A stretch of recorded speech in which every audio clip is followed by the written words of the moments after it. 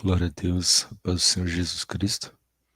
Feliz por estarmos mais uma vez juntos para aprender a palavra de Deus.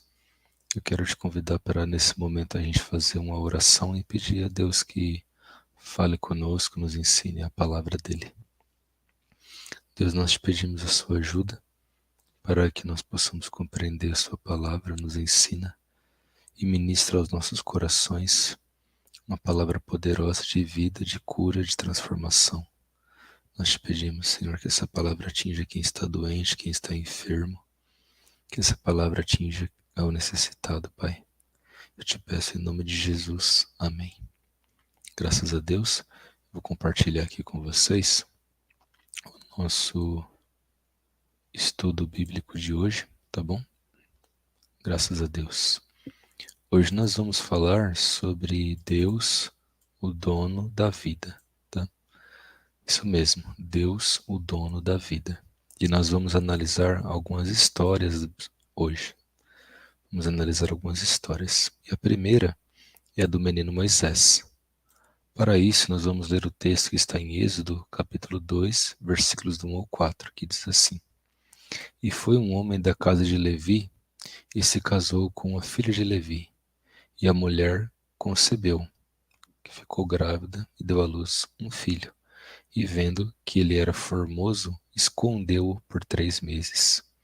Não podendo, porém, mais escondê-lo, tomou uma arca de juncos e a revestiu com barro e betume.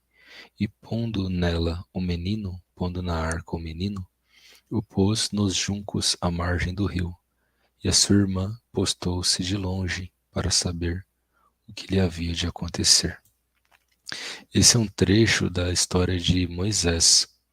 A mãe de Moisés, ela ficou grávida, teve esta criança, era um bebê muito bonito, diz a Bíblia, e ela escondeu Moisés por 3 meses.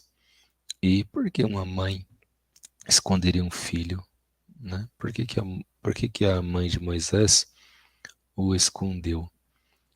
Nessa época, o povo de Israel, o povo israelita, que é o povo escolhido por Deus na aliança do Antigo Testamento, para vocês entenderem, Deus lá no Antigo Testamento olhou para os povos, né, e projetou um povo para si.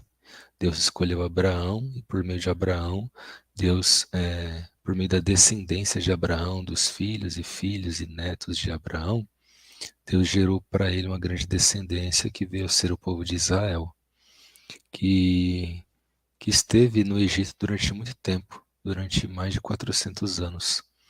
E eles começaram a se multiplicar muito, né? Como as mulheres tinham muitos filhos e começaram a se multiplicar. E Faraó, que era o rei do Egito, estava muito preocupado, achando que aquele povo ia crescer muito e futuramente iam dominar o Egito. Aquele povo até então era escravo ali no Egito, né? E Faraó viu que eles estavam crescendo, por isso se preocupou, achando que um dia eles dominariam tudo.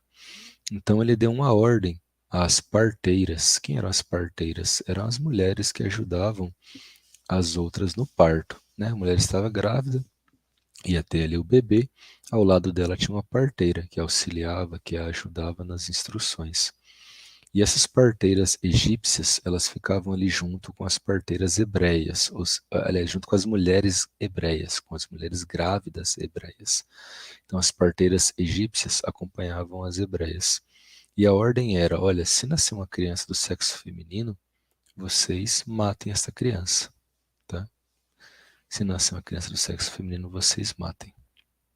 Pois bem, e a Bíblia diz assim que as parteiras, né, elas iam ajudar as hebreias no parto, porém, quando nasciam as crianças, elas não matavam, e Deus até mesmo abençoou as parteiras. E Faraó não sabia disso, né? Para Faraó, as crianças estavam sendo todas mortas quando elas nasciam, se fossem menino, fosse do sexo masculino, né? Porque Deus claramente fez uma distinção, a própria biologia ensina isso, tá? Entre homem e mulher. Então, tendo posto isso, nós entendemos que existe uma grande perseguição, né, contra as crianças israelitas, especialmente os meninos. Então essa mulher, a mãe de Moisés, chamada Joquebede, não está no texto, né, mas o nome dela é Joquebede, ela teve um filho muito bonito. E por isso ela escondeu, por essa razão. Porque se alguém visse esse menino muito bonito, iam matá-lo. Né? Então ela escondeu por 3 meses. Mas quando passou 3 meses, ela não podia mais esconder o menino. Né? Aí o que ela fez? Ela pegou como se fosse uma cestinha, né? Um arca de juncos, que são plantas, né? E cobriu de barro, cobriu de betume para tornar aquele cestinho impermeável e colocou o bebezinho Moisés lá dentro e o pôs ali na margem do rio. E o rio foi levando aquele cestinho com aquele bebê e a irmã de Moisés ficou olhando de longe, né, para ver onde é que aquele cestinho ia parar. E naquele rio certamente tinham muitas ameaças, né, riscos do cesto virar, risco de algum animal vir e derrubar o cesto e a criança morrer afogada. O risco era altíssimo, né? Afinal de contas, era um bebê navegando num rio sem ninguém ali guiando ele. Aliás, alguém estava guiando, né? E vocês já devem saber quem é: Deus. E ele foi ali, né? Naquele rio até o momento que a cesta parou em um lugar. E exatamente ali é onde a filha de Faraó estava tomando banho junto com as suas servas. Então a filha de Faraó ouviu o choro da criança e falou assim: tem uma criança chorando, vamos lá ver o que é. Aí abriram o cestinho, estava lá a criança chorando, ela pegou a criança, né, para ela. Então a irmã de Faraó chegou, que ela estava olhando tudo isso, ela foi acompanhando toda a viagem do cestinho pelo rio. Ela chegou e falou assim: você quer que eu chame alguém para ajudar a cuidar? Aí a filha de Faraó falou assim: pode chamar. Aí a irmã de Moisés foi lá e chamou a mãe de Moisés. Aí a mãe de Moisés veio, cuidou da criança e ainda recebeu salário por isso. Né? E essa criança ela cresceu e, e recebeu o nome de Moisés. Né? A filha de Faraó deu o nome de Moisés para este bebê. Este nome Moisés, ele significa retirado das águas ou tirado das águas. Então era uma criança ameaçada de morte, né, por Faraó. Um bebê do sexo masculino devia ser morto pelas parteiras.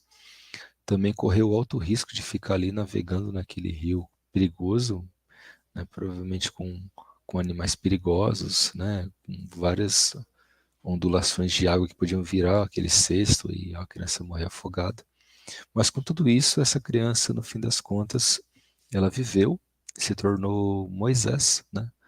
Que mais tarde seria o grande libertador do povo de Israel da escravidão. Aquele povo que era escravo seria libertado por Deus, e Deus usaria justamente este Moisés, que ele preservou, que ele cuidou e que ele guardou durante todo esse processo para que ele vivesse. Por que Moisés viveu? Porque Deus tinha um propósito na vida de Moisés, e por isto ele não morreu, tá? Observe que o estudo é Deus, o dono da vida, tá? Não são as circunstâncias que definem se você vai viver ou se você vai morrer, tá? Mas sim Deus, é Deus que define, tá? Não é um diagnóstico médico, é Deus que define. Por mais que enfermidades graves estejam sobre o seu corpo, quem define se você vai viver ou não é Deus. Aqui nós temos a história de um menino em um cestinho, totalmente vulnerável, coberto de riscos, mas Deus estava com ele. Deus estava guiando aquele cesto. Se algum crocodilo, não sei se havia crocodilo naquele rio, mas se algum crocodilo abriu a sua boca para devorar aquela cestinha, a mão de Deus ou fechou a boca do crocodilo ou afastou um pouquinho o cestinho para ir por outro lugar onde o crocodilo não o alcançasse. Então Deus guardou Moisés porque Deus tinha um plano na vida de Moisés, tá? Para a própria glória de Deus, tá? Bom, agora eu quero contar para vocês uma outra história, tá? Que é a história do menino Jesus, tá? E vou ler para vocês Mateus capítulo 2, versos do 1 ao 3, que diz assim: E tendo nascido Jesus em Belém da Judéia, no tempo do rei Herodes, tá? Então Jesus nasceu em Belém da Judéia, no tempo de um rei chamado Herodes, que era rei ali da Judéia, tá? E eis que uns magos vieram do Oriente a Jerusalém, tá? Dizendo, os magos vieram lá do Oriente até Jerusalém, dizendo: Onde está aquele que é nascido rei dos judeus? Porque vimos a sua estrela no Oriente e viemos adorá-lo. Então os reis estavam ali, de repente viram uma estrela receberam de algum modo o entendimento que eles tinham que seguir aquela estrela e foram levados até Jerusalém. Chegando lá, perguntaram para o rei Herodes, né, para as pessoas que estavam ali, onde está aquele que é nascido rei dos judeus? Cadê ele? Onde está o rei dos judeus? Né? Porque nós vimos a sua estrela e viemos para adorá-lo. E quando eles perguntaram isso para Herodes, olha o que aconteceu. O rei Herodes, ouvindo isso, perturbou-se e toda Jerusalém com ele. Por que Herodes se perturbou? Porque ele que era o rei, né? Imagina, Herodes é o rei, aí chega alguém falando assim, ó, nasceu o novo rei. Herodes falou, opa, não, eu que sou rei. Quem que é esse novo rei? Aí ficou perturbado, ficou preocupado. Aí eles explicaram toda a história para Herodes e Herodes falou assim, ah, tá bom, então vão lá, achem o novo rei, adorem o novo rei, ofereçam seus sacrifícios ali, suas ofertas ao novo rei, que é o ouro, incenso e mirra, né? E depois vocês voltem aqui para me avisar aonde ele está, porque eu quero adorá-lo. Só que na verdade era mentira de Herodes. Ele não queria saber aonde o bebê estava para adorá-lo, mas sim para matá-lo. Tá? Herodes ele se incomodou quando ouviu falar que havia um novo rei. E ele queria eliminar esse novo rei, queria matá-lo.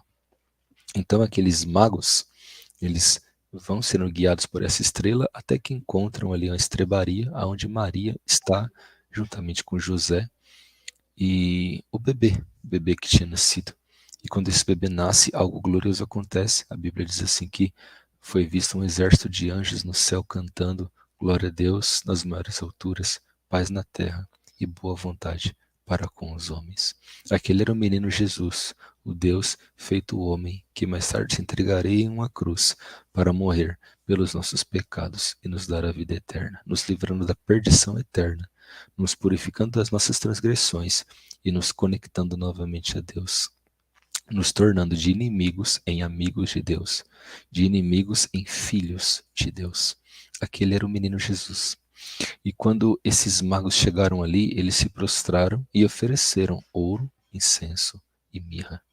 E depois que deram seus presentes, eles foram descansar para que no outro dia voltasse até Herodes e dissesse onde está o menino, conforme combinado com Herodes. Porém, mesmo esses magos não sabendo que Herodes queria matar a criança, Deus sabia. Deus sabia. E Deus enviou seu anjo para falar com aqueles magos e falou assim: olha, não voltem pelo mesmo caminho, porque Herodes quer matar o menino. Vão por outro caminho. E eles vão por outro caminho, né? E isso é glorioso, porque mostra que quem conhece a Jesus Cristo nunca mais anda pelo caminho que andava. Sempre há uma transformação.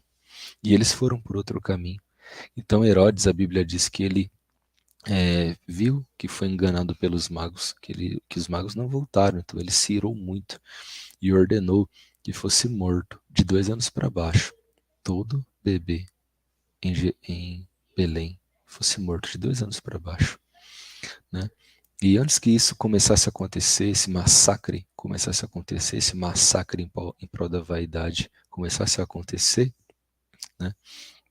A história diz assim que José, que era marido de Maria, ele dormindo teve um sonho e um anjo falou com ele, dizendo assim: José, pega Maria e o bebê e vão para o Egito, porque Herodes quer matá-lo. Fica lá até eu ordenar que você volte para cá.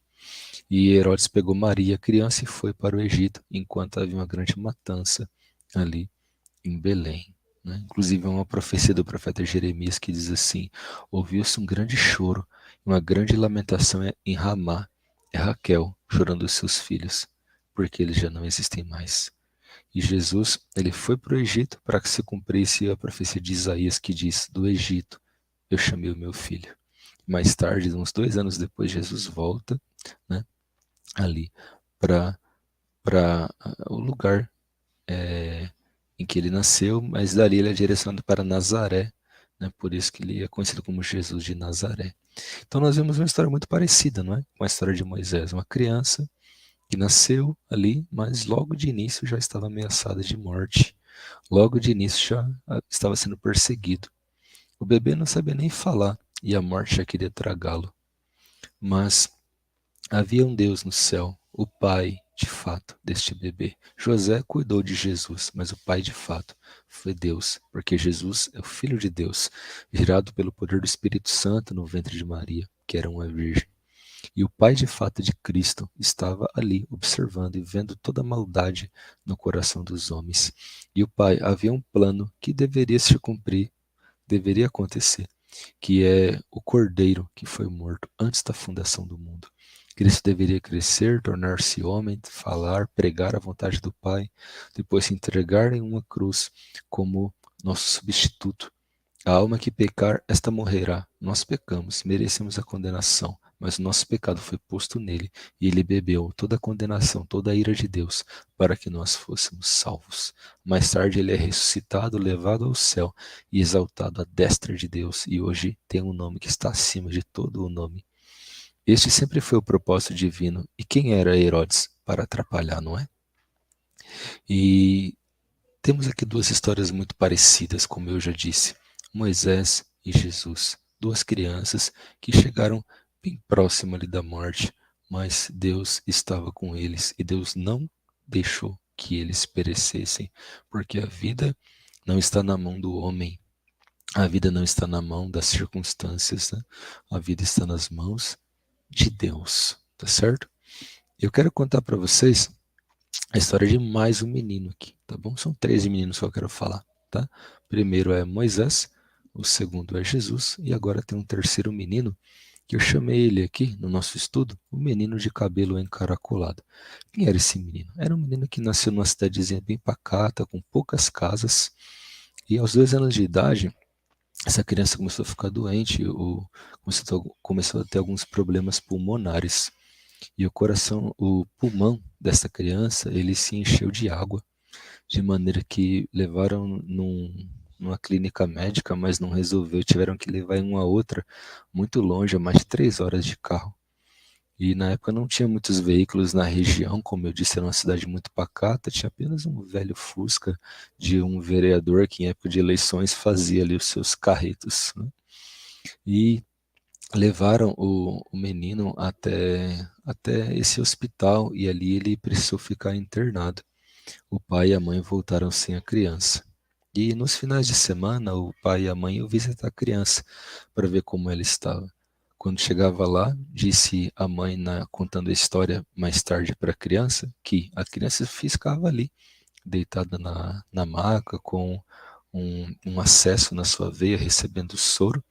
As demais crianças com o bracinho amarrado porque se mexiam, mas essa criança de cabelo encaracolado era bem tranquila e não mexia muito o braço, por isso as enfermeiras nem amarravam. E na história, né, diz que a criança, quando recebia a visita dos pais, que era 1 hora de visita, ora pulava no pescoço da mãe, ora pulava no pescoço do pai, e não sabia com quem ficava. E quando chegava a hora de ir embora, a criança não queria largar o pai nem a mãe. E a mãe disse que em um determinado momento, quando eles estavam saindo, o pai foi um pouco à frente, chorando, e foi a primeira vez que a mãe viu esse pai chorando. E ficou, né, nisso, eles viajavam uma distância muito longa aos finais de semana para ver essa criança, e ela, à beira da morte, o médico disse: orem porque o estado da criança é grave. E depois de 22 dias na UTI, de repente o telefone toca em casa, e sempre que tocava o telefone talvez desse um pouco de medo, né, de receber uma má notícia. E toca-se o telefone 22 dias depois, como eu disse, de repente alguém atende e se ouve a notícia: o Anderson Piotr está de alta. Essa criança era eu. Era para eu ter morrido. Não era para vocês hoje estarem ouvindo a minha voz. Não era para eu dizer muitas palavras, não é? Afinal, o que uma criança de 2 anos pode falar? O que uma criança de 2 anos pode oferecer? Nada. Então, talvez não tenha tanto valor assim, não é? Mas não para Deus. Quando Deus tem um plano na vida de alguém, Deus ele livra, Deus ele guarda, Deus ele tira das beiras da morte. Talvez a morte que as suas garras negras queiram pegar e atrair, traçar e destruir, mas o Salmo 23 diz assim: ainda que eu ande pelo vale da sombra da morte, o Senhor está comigo, a tua vara e o teu cajado me consolam. Então o pai e a mãe foram lá buscar a criança, trouxeram a criança feliz da vida e hoje a criança está aqui, né? Com 38 anos de idade, anunciando a palavra de Deus. E por quê? Porque a criança era boa, se tornou um homem bom? Não, sempre fui um pecador, mas alguém lá no céu, por algum motivo que eu não sei, me escolheu para pregar o evangelho. E é isso que estou fazendo aqui, né? Agora nós temos três: Moisés, né? Jesus, infinitamente maior do que todos, né? E este pequeno pecador. E estou trazendo esse meu exemplo não para jamais se comparar com qualquer um desses dois aí, mas principalmente Cristo, que é o Filho de Deus, mas só para trazer uma experiência da minha vida. Porque é melhor que você contar histórias que aconteceram com outras pessoas e você contar a história da sua vida, tá? Das três histórias aqui, qual é a mais importante? É claro que é a de Jesus Cristo, o Salvador do mundo, tá? Mas eu quero contar uma parte prática que aconteceu comigo para dizer para você que não vai acontecer com você. Deus tem um projeto para fazer e é um projeto para a glória dele, né? Então, por mais que você esteja à beira, né, de morrer, a vida está nas mãos de Deus. Um dia eu estava pregando em uma igreja e eu disse assim que me veio na mente para falar que por mais que você tenha muitos caroços no seu corpo, a sua vida está nas mãos de Deus. Por mais que você tenha muitos tumores no seu corpo, a sua vida está nas mãos de Deus. E acabou aquele culto e na semana seguinte um homem testemunhou dizendo que ele estava com caroços debaixo do braço dele e eles sumiram, né? E quem faz isso? Isso quem faz é Deus. É Deus que tem o poder. A Bíblia fala assim que Deus mata e faz viver, ele fere e faz sarar. Deus é o dono da vida, é Deus que comanda tudo. No Salmo 139 fala assim: os meus dias estavam escritos no seu livro e dia a dia eu via eles acontecendo. Então, Deus que dá a vida e Deus que tira. Você não escolheu nascer e também não pode escolher morrer. Deus te deu a vida e somente Ele pode tirar. E você vai viver até quando Deus quiser que você viva. Um dia eu estava muito preocupado, já adulto, achando que estava doente, queria morrer, e orando a Deus e pedindo a Ele misericórdia. E Deus, Ele, através de uma pregação, Ele falou assim para mim: olha, você tem orado e pedido a Deus vida. Pois é, você vai viver muito ainda. Então, eu creio que ainda vou viver bastante, né? E para encerrar essa pregação, eu quero trazer a você esta palavra de vida, tá? Que está em Isaías capítulo 38, versos do 1 ao 5, que fala assim: naqueles dias Ezequias, que era um rei, tá? Um rei, ele adoeceu de enfermidade mortal, ou seja, não era qualquer coisa, não era uma gripe, não era uma dor de cabeça, não era enfermidade mortal. A Bíblia não diz que enfermidade era, mas era uma enfermidade capaz de matar, né? E veio a ele quem? Veio a Ezequias, o profeta Isaías, ou seja, Isaías foi até Ezequias. Isaías, filho de Amós, né? Ele disse para Ezequias: assim diz o Senhor, arruma a tua casa, coloque ela em ordem, porque você vai morrer e não vai viver. Então Ezequias virou o rosto para a parede e orou ao Senhor. Quando Isaías foi até Ezequias, falou assim: você está doente, não é? Pois é, Deus mandou te falar para você arrumar as coisas, né? Deixar tudo organizado, acertar suas pendências aqui nesta vida, porque você vai morrer, você não vai viver. Então, quando Ezequias ouviu essa mensagem, ele não tinha a quem recorrer. Então ele vira o rosto para a parede. Era um momento muito particular, só dele com Deus. Quando ele virou o rosto para a parede, não tinha ninguém vendo ele orar. Não era como aquele fariseu que Jesus fala que orava em pé com as mãos levantadas no meio da praça para que todos vissem ele orando e ele fosse louvado. Não. Aqui Ezequias está com o rosto virado para a parede, não tem ninguém vendo ele. Não tem ninguém olhando a sua face. Não tem ninguém nem ouvindo a sua oração, dizendo: nossa, como ele ora bonito. Era um momento particular, somente Deus poderia ver a sua face. Então ele orou com o rosto virado para a parede e disse: ah, Senhor, eu peço-te, lembra-te agora, Senhor. É agora, tem que ser urgente, Deus, de que eu andei diante de você em verdade e com um coração perfeito e fiz o que era reto aos seus olhos.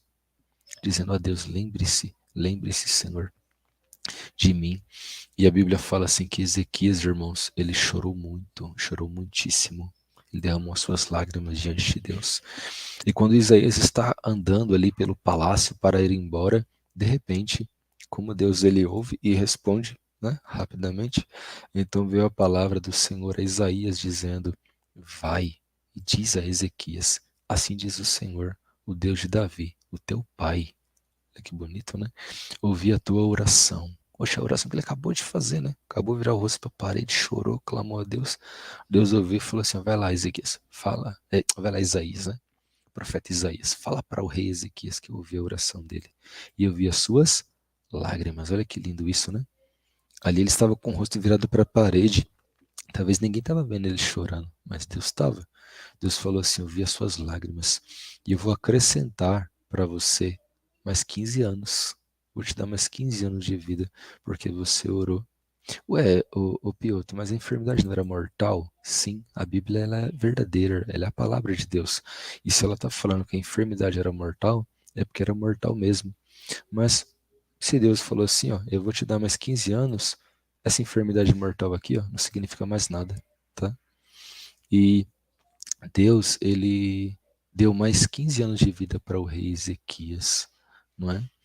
Então, hoje eu quero trazer para você essa palavra de vida, essa palavra de esperança.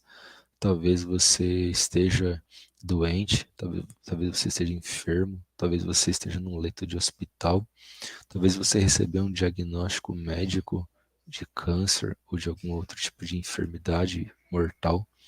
Mas eu quero dizer para você que Jesus, ele levou sobre ele as nossas doenças, ele levou sobre ele as nossas enfermidades, as nossas dores. Né? A Bíblia fala assim, pelas suas feridas, vocês são sarados. Né? Então, quero te trazer essa palavra de vida, né? Que Deus, ele cure você, ele restaure você, que Deus te dê vida, que Deus repreenda agora a tua enfermidade, em nome de Jesus Cristo. Que você seja livre desta enfermidade, assim como Jesus disse para a mulher do fluxo de sangue, ó, seja livre deste mal, né? Que você fique livre disso e que o Senhor venha fazer abundar em você a saúde e a esperança. Então nós vemos aqui três histórias: o menino Moisés, o menino Jesus e o menino de cabelo encaracolado, que hoje já está meio careca, né? E te trazer aqui uma palavra de vida, uma palavra de esperança, né? Porque a Bíblia fala assim, ó, o inimigo veio matar, roubar e destruir, mas eu vim para que você tenha vida e tenha vida em abundância, tá? Então eu quero te convidar agora para a gente fazer uma oração para Deus, o dono da vida, tá? Quero te convidar a orar comigo onde você está. Se você está enfermo, coloque a mão no local da sua enfermidade, tá bom? E nós vamos orar. Deus, nós oramos em nome de Jesus por essa pessoa que vai ouvir essa palavra, a quem o Senhor vai falar com ela, que ela seja curada em nome de Jesus, porque o seu nome está acima de todo o nome, o seu nome está acima do câncer, o seu nome está acima do HIV, de todo tipo de enfermidade. Então que essa pessoa seja livre agora, que o Senhor toque no sangue dela e purifique o sangue dela agora. Que o Senhor toque nos órgãos dela, Pai, no rim, no coração, no pulmão. O Senhor venha trocar, Senhor, coração, pulmão, rim, restaurar a saúde. Restaurar a saúde mental, psicológica, Deus, em nome de Jesus. Que toda enfermidade bata em retirada agora, que vá embora agora toda enfermidade, em nome de Jesus. Seja ela de origem física, ou seja ela de origem espiritual, como aqueles espíritos maus que deixavam aquela mulher encurvada na Bíblia. Senhor, que o Senhor contou a história daquela mulher encurvada, a quem o Senhor disse que Satanás a mantinha presa por muitos anos. Que essa pessoa seja agora liberta, o poder do nome de Jesus seja transformada. Pai, eu oro nesse momento, Deus, trazendo uma palavra de vida e de esperança. Que essa pessoa receba vida neste quarto, vida, Senhor, nesse posto de saúde, aonde ela estiver. Que ela seja agora renovada pelo poder do Espírito Santo, pelo poder do nome de Jesus Cristo. E que o Senhor cumpra, ó Deus, todo o propósito que o Senhor preparou para esta pessoa, Pai. E que ela te glorifique, Deus. Viva para ti e que tudo seja para a tua glória e para a glória do teu Filho Jesus Cristo, Pai. Nós oramos, Santo Deus, e te pedimos, em nome de Jesus. Amém e amém. Graças a Deus.